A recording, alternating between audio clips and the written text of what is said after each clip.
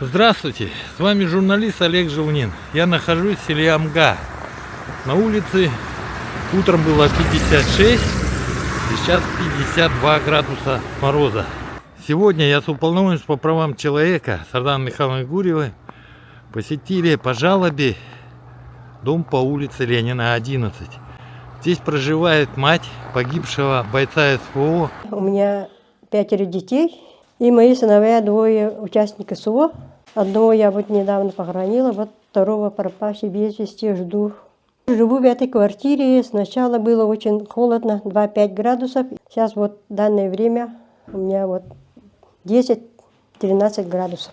У меня из этой сырости, у меня астма, я стою на учет с астмой, и у меня частые простудные заболевания из-за этого дома.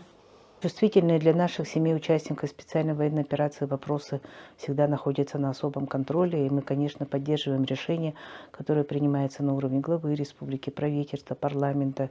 И, безусловно, мы тоже проводим мониторинг, как проводится конкретная работа по защите прав участников специальной военной операции и их семей. Мы инициировали совещание на уровне главы Амгинского района. Есть технологии, которые принимаются с учетом соблюдения пожарных требований, пожарной безопасности, дополнительное отопление. Сейчас возмещение производится за счет средств местного бюджета села Амга. Это тоже очень важно. Мы попросили взять на контроль главу Амгинского района, и плюс, конечно, мы соответствующие службы, это управляющие компании, и ЖКХ, и село Амга, все под карандаш записали, и вопрос он будет находиться на контроле и на нашем контроле государственного органа, уполномоченный по правам человека в республике, аппараты, безусловно, районной администрации до достижения результата. Вот насчет квартиры Артемьевой Анны Григорьевны мы сегодня обсудили совместно с Сарданой Михайловной, в том числе с прокурором района,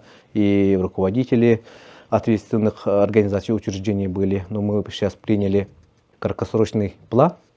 Сейчас с помощью электричества будем запустить тепло. А летом уже будем делать конкретный капремонт с фондом или там, ну, посмотрим, как это мы будем сделать. Конечно, мы понимаем сейчас ситуацию Анны Григорьевны, но и всех семей СВО мы должны помнить, это наша обязанность. И все-таки надо очень пристально и внимательно относиться к просьбам и жалобам, особенно матерей СВО. С вами был Олег Желнин. До скорых встреч!